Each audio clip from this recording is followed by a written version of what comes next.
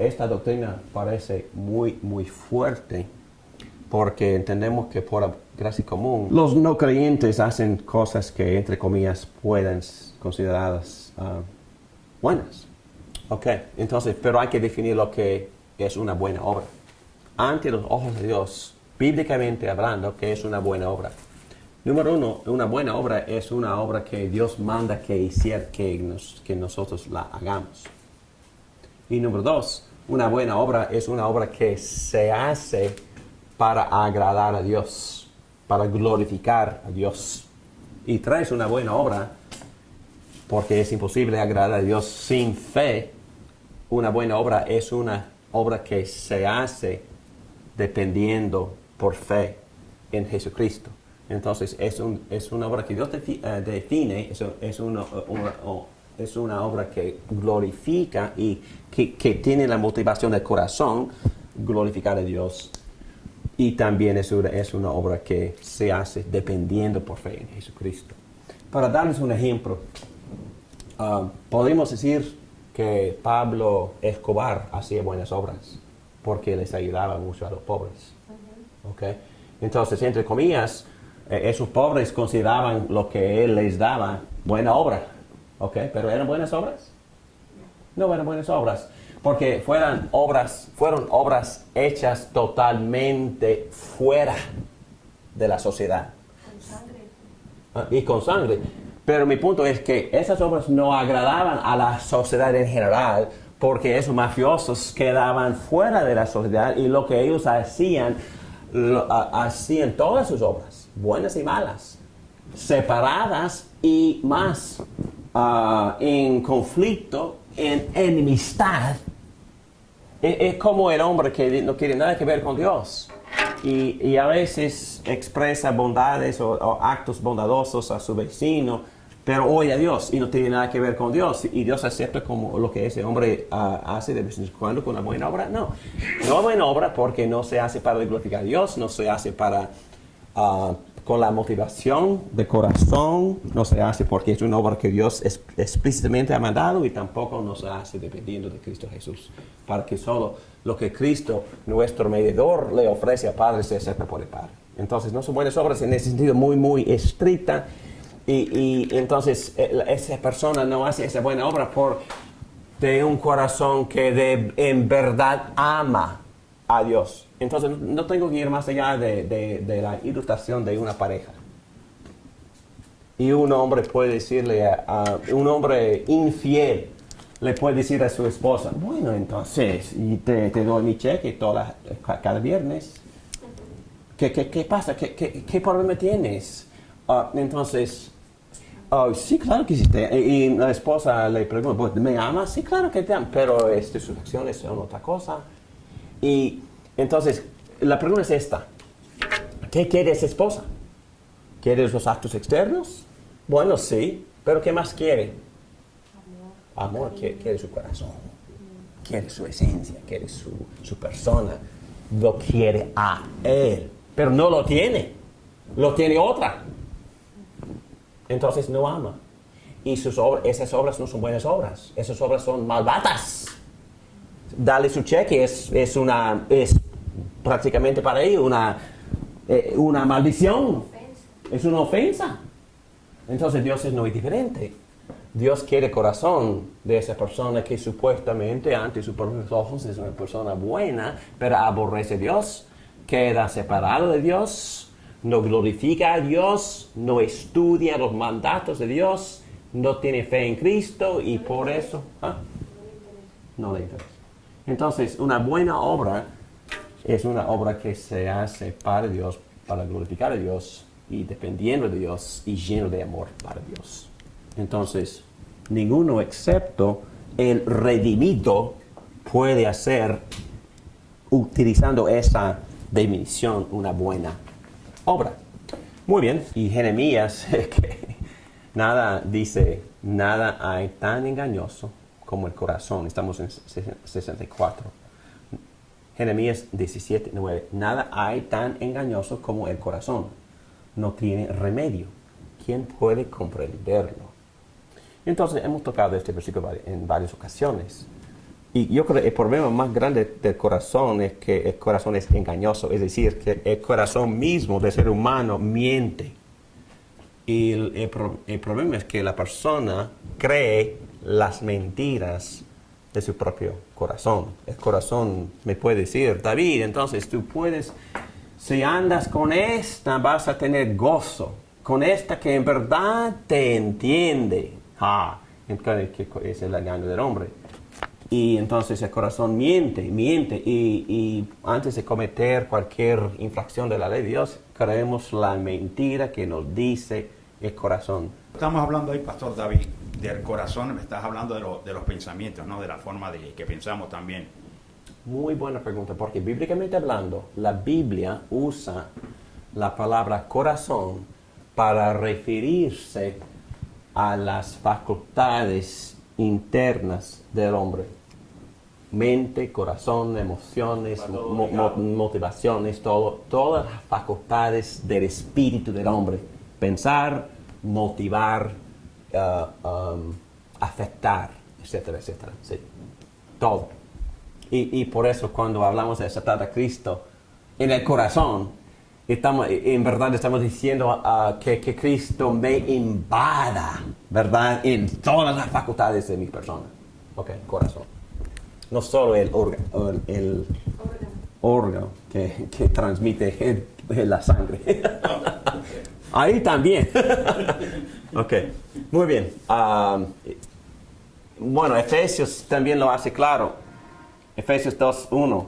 En otro tiempo ustedes estaban muertos en sus transgresiones y pecados, y los cuales andaban conforme a los poderes de este mundo, se conducía según el que gobierna las tinieblas, según el Espíritu que ahora ejerce su poder en los que viven en la desobediencia. En ese tiempo también todos nosotros vivíamos como ellos, impulsados por nuestros deseos pecaminosos, siguiendo nuestra propia voluntad y nuestros propósitos. Como los demás, éramos por naturaleza objetos de la ira de Dios. Entonces, para mí esto define con colores volando lo que Dios le había dicho a Adán, ¿verdad? Que dijo, el día de que de él comas, ciertamente morirás. Y este párrafo describe, define, expone lo que significaba Dios con esa palabra muerte. Muerte en cuanto a Dios mismo, muerte para Dios, separado de Dios. Todas sus propensidades e inclinaciones, pensamientos y motivaciones eran en contra de Dios. Y eso es la definición de la palabra muerte. En esta condición el hombre es moralmente incapaz de vivir una vida recta y justa. Y por lo tanto, número 7, tiene la incapacidad moral. Incapacidad moral es incapaz de cualquier bien espiritual, porque sin fe, según Hebreos 11:6, sin fe es imposible agradar a Dios. Romanos 5:6, como éramos incapaces de salvarnos, en el tiempo señalado, Cristo murió por los malvados. Incapaz moral porque se opone al bien espiritual. Cuando éramos enemigos, dice Pablo en los Romanos 5:10, cuando éramos enemigos de Dios, fuimos reconciliados con Él mediante la muerte de su Hijo. Es muy importante que en varias ocasiones el apóstol nos llama enemigos. En nuestro estado de caído en pecado, somos enemigos. Y somos enemigos injustos. Nuestra rebeldía es una rebeldía injusta. Pero también la Biblia habla de que Dios no es nuestro enemigo. Pero la enemistad de Dios es una enemistad justa. Porque Él se opone a cualquier injusticia en nosotros. Porque Él es justo y santo.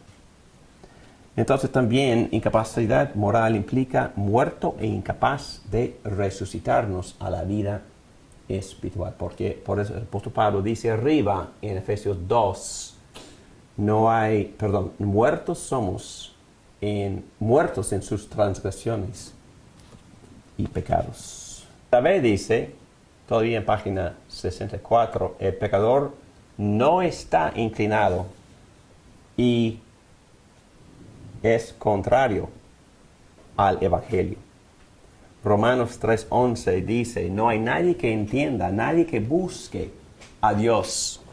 El hombre en su estado de caído es incapaz, letra C, de prepararse a sí mismo para la conversión. Entonces, este punto niega la doctrina romana de congruidad que dice que nosotros cooperamos con la gracia para salvarnos a nosotros mismos. Con gracia, dicen ellos, a la deidad. Porque Jesús dice en Juan 6:44, nadie puede venir a mí si no lo atrae el Padre que me envió. Ok, pues ya estamos llegando a la redención. Pero nadie puede venir a mí, dice Cristo, si no lo atrae el Padre que me envió. Juan 3:3, de veras te aseguro que quien no nazca de nuevo no puede ver el reino de Dios. Entonces, Dios tiene que hacer algo primero.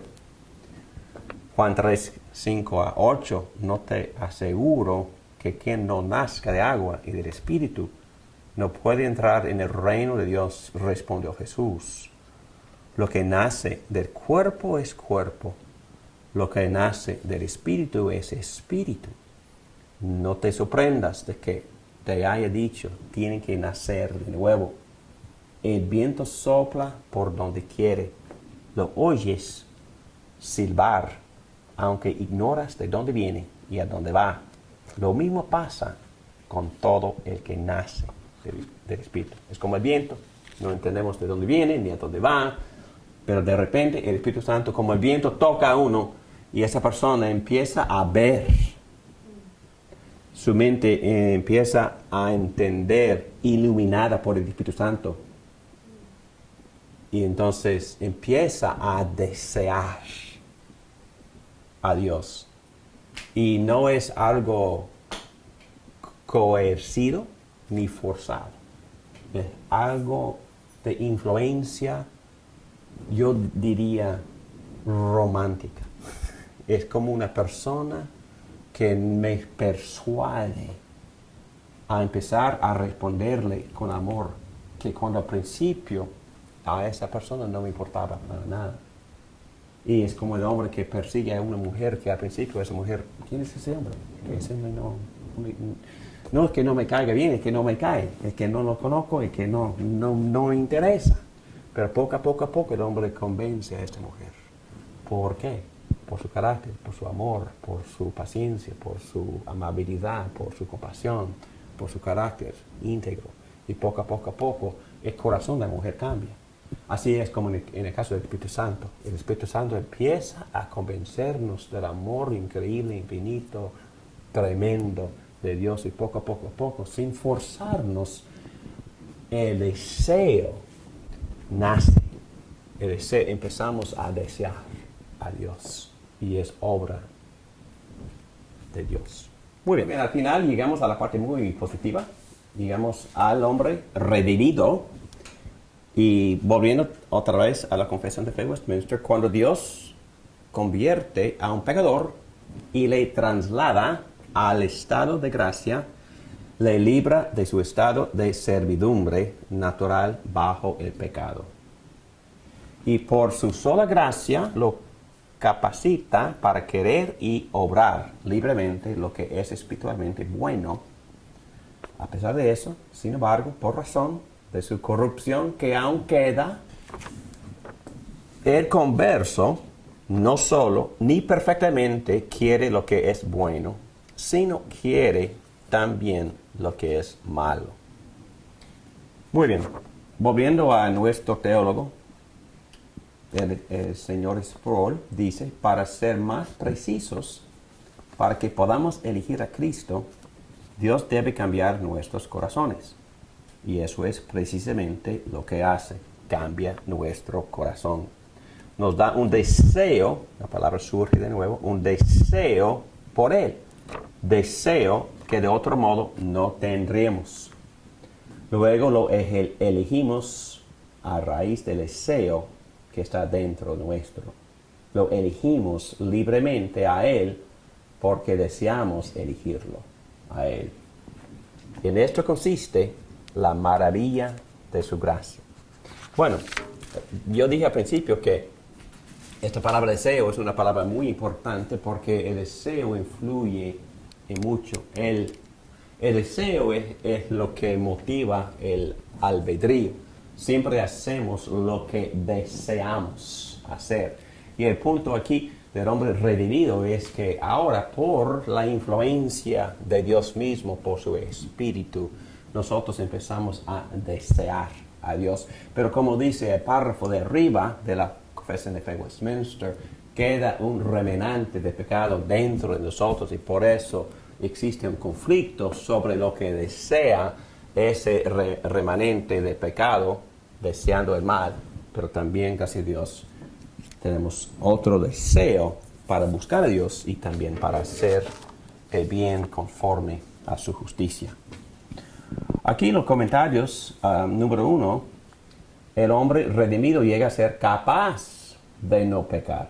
Bueno, al final, en nuestro nuevo estado en Cristo, llegamos a ser capaces de no pecar. Como dice Filipenses 2:12, lleven a cabo su salvación con temor y temblor, pues Dios es quien produce en ustedes tanto el querer como el hacer, para que se cumpla su buena voluntad.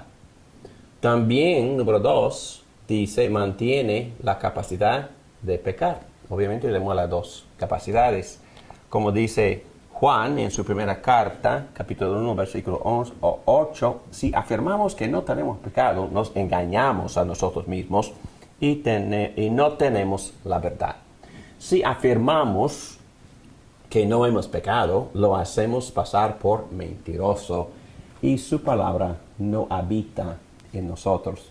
Bueno, ese comentario es muy importante para la vida cristiana porque aún hoy en día hay personas que enseñan y estudiamos esto bajo las varias teorías de la santificación. Algunos piensan que uno podría llegar a la perfección en el sentido de que no peca intencionalmente. Pero no creo yo que eso sea la verdad. Es que sigue la lucha por el vestigio de la naturaleza pecaminosa que queda en nosotros. También deseamos pecar y pecamos.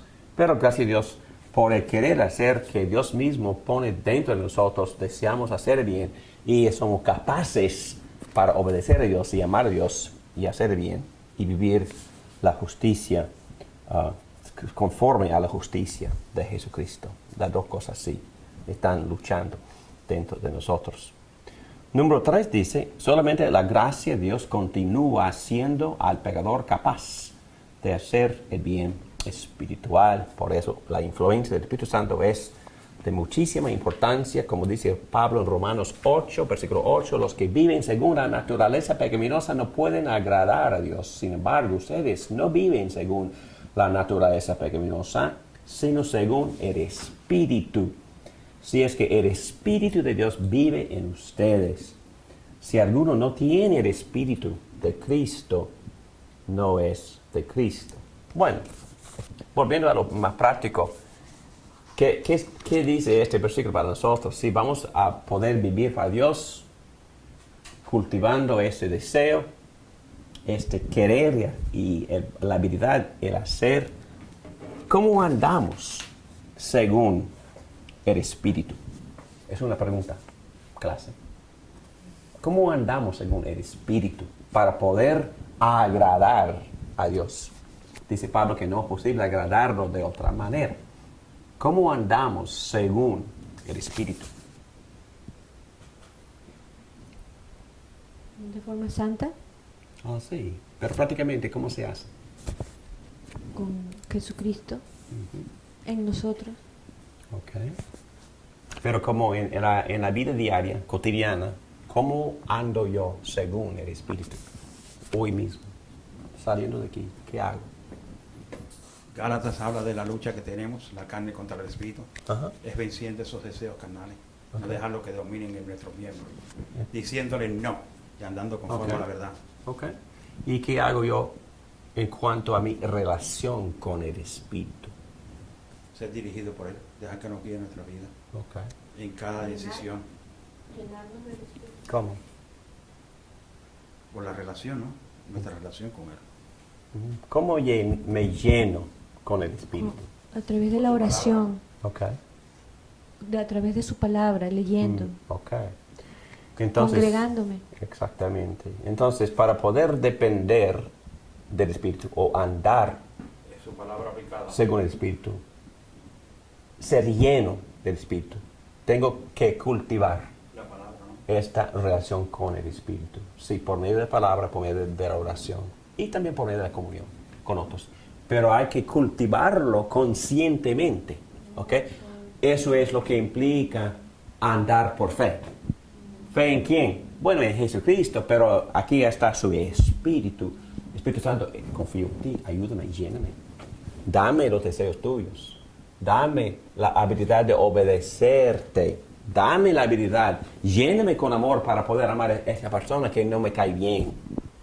Entonces, para poder andar según el Espíritu, hay que cultivar conscientemente la relación con el Espíritu, depender conscientemente del Espíritu y hasta pedirle, lléname por favor, lléname con el Espíritu Santo. Y obviamente lo que estamos aprendiendo a hacer es andar llenos con la palabra. Perdónme el ejemplo personal. Pero a veces tenemos dificultad en dormir. Entonces me pongo la cabeza en la almohada y la mente está corriendo.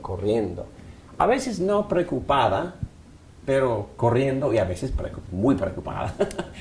Y entonces he empezado a, no en voz alta, pero a recitar todos los versículos bíblicos que he memorizado.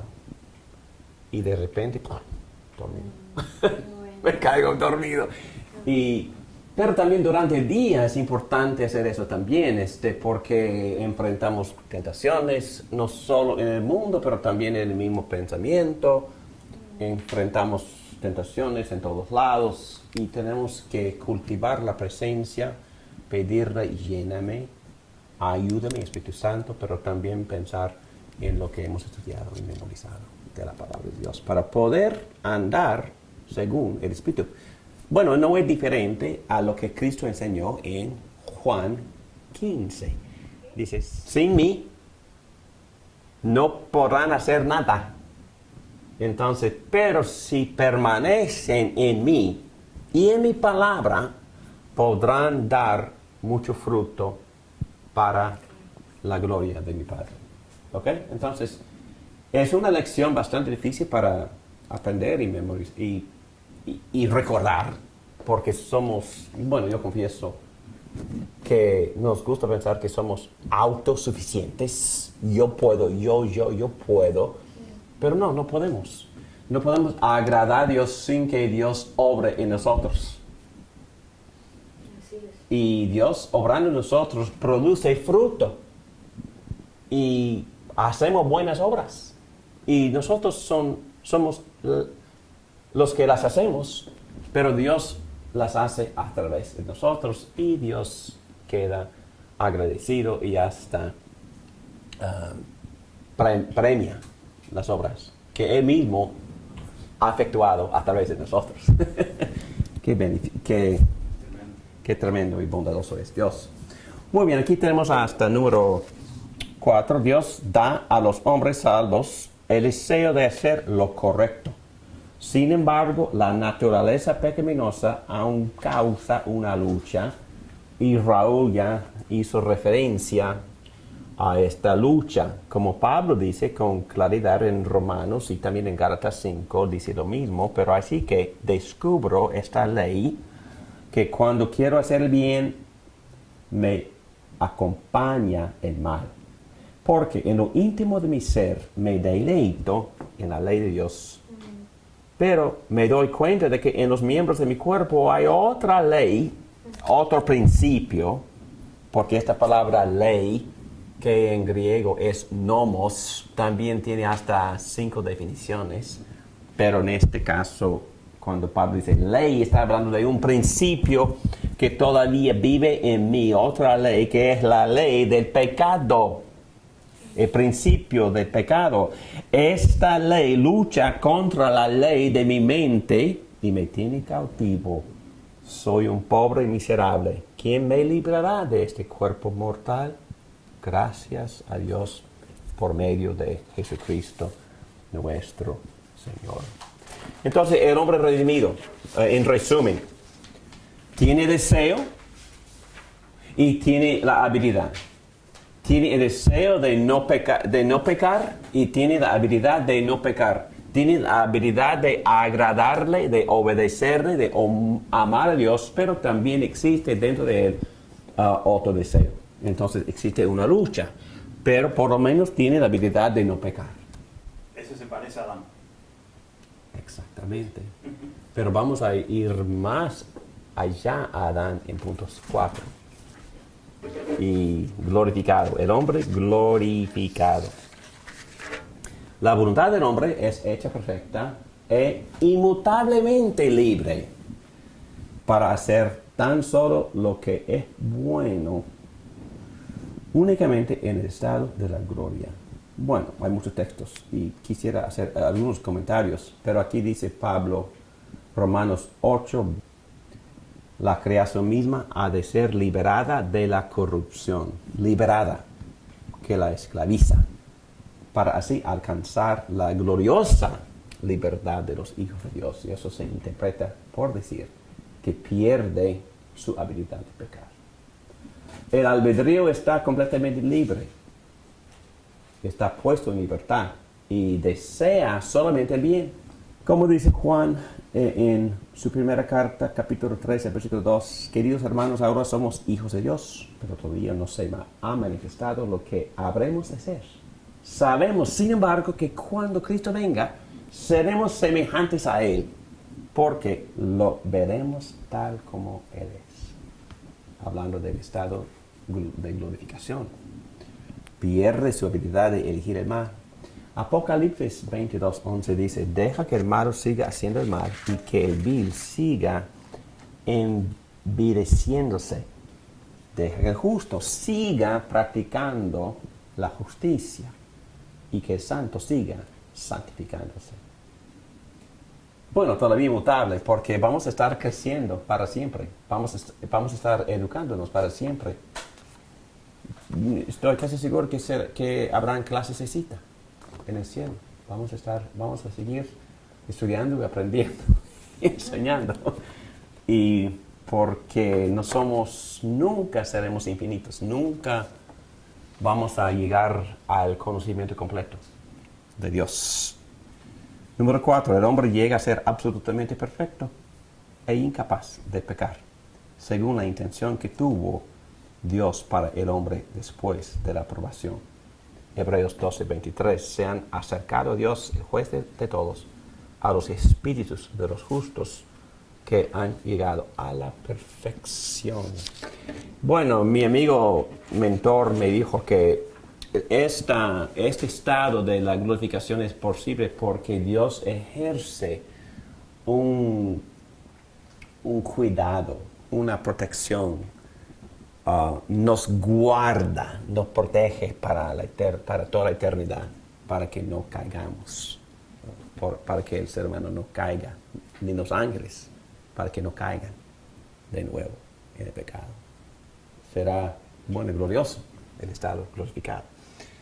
Y vamos a ser los seres humanos que Dios intentó que fuéramos obedientes, responsables, buenos mayordomos y también amándonos y glorificando, amando, alabando a Dios para siempre. Así que eso fue lo que Dios deseaba con Adán. Bueno, para dar resumen, este retrato en página 67, inocencia,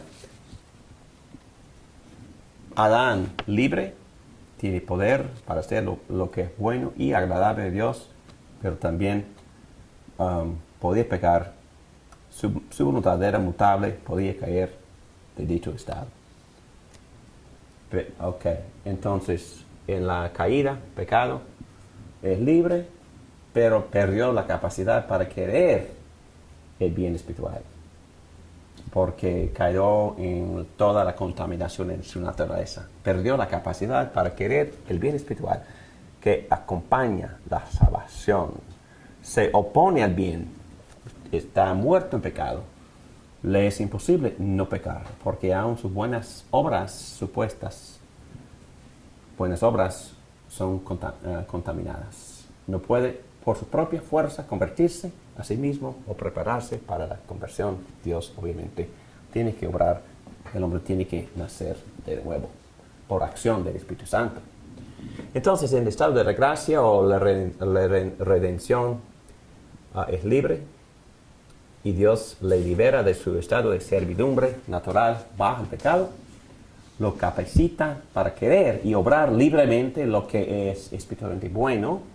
Le es posible seguir pecando, o le es posible no pecar, su voluntad queda con vestigios de la corrupción y quiere lo que es bueno y lo que es malo. Entonces sigue con la lucha, pero por lo menos está libre y puede y quiere obedecer a Dios en este estado. Y en el estado de la glorificación es libre y tiene poder para hacer solo lo que es bueno. No puede pecar, su voluntad es inmutable y perfecta. Y ahí terminamos el tema. Muy bien, oremos. Gracias, Padre, por darnos esta instrucción. Te pedimos que nos des luz donde no entendamos varias cosas, que nos des una disposición de seguir estudiando, meditando, interpretando por medio del Espíritu Santo, que nos ilumine su palabra. Pero gracias, Padre, otra vez por la gran redención de Jesucristo, por el gran plan que tú decretaste antes de la creación del mundo, no solo anticipando la caída, pero también planeando la redención por la muerte y resurrección de Jesucristo. Y gracias por la esperanza que nos das de un reino eterno de paz y de justicia perfecta en el futuro. Que vengas pronto, Jesucristo. Te lo pedimos todo en tu nombre. Amén.